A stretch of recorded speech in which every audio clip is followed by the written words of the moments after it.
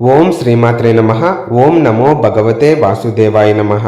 మిత్రులారా, 1000 మంది సబ్స్క్రైబర్లు రీచ్ అయ్యేంత వరకు మన ఛానల్ని సబ్స్క్రైబ్ చేసుకొని ప్లీజ్ నన్ను సపోర్ట్ చేయండి.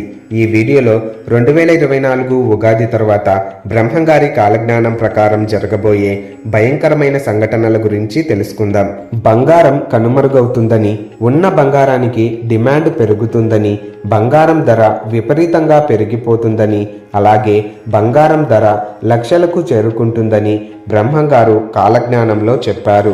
కృష్ణానది బెజవాడ కనకదుర్గ అమ్మవారి ముక్కుపుడకను అందుకుంటుందని కాలజ్ఞానంలో రాసి ఉంది.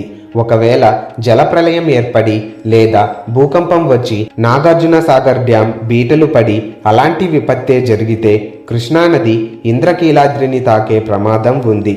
5000 సంవత్సరాల తర్వాత గంగానది కనిపించకుండా పోతుందని కాలజ్ఞానంలో చెప్పారు. 2024 ఉగాది తర్వాత చెన్నకేశవ స్వామి మహిమలు నాశనమైపోతాయని బ్రహ్మంగారు చెప్పారు. అలాగే కృష్ణానది మధ్య ఒక బంగారు రథం పుడుతుంది. దాన్ని చూసిన వారికి ఆ కాంతి వల్ల కనులు కనపడవు, గుడ్డివారు అవుతారని కాలజ్ఞానంలో రాసి ఉంది. అలాగే 2024 ఉగాది తర్వాత శ్రీశైల పర్వతానికి ఒక మొసలి వస్తుందని, అది 8 రోజులు ఉండి భ్రమరాంబ గుడిలో దూరి మేకపోతు వలె అరచి మాయమైపోతుందని బ్రహ్మంగారు చెప్పారు. కంచి కామాక్షి కనులెర్ర చేస్తుంది. ఆ దాటికి దక్షిణాన జనులు మరణిస్తారు. కంచి కామాక్షి విగ్రహం నుండి రక్తం కారుతుంది. బెంగుళూరులోని వైశ్యకులంలో శ్రీ మహాలక్ష్మి జన్మిస్తుంది.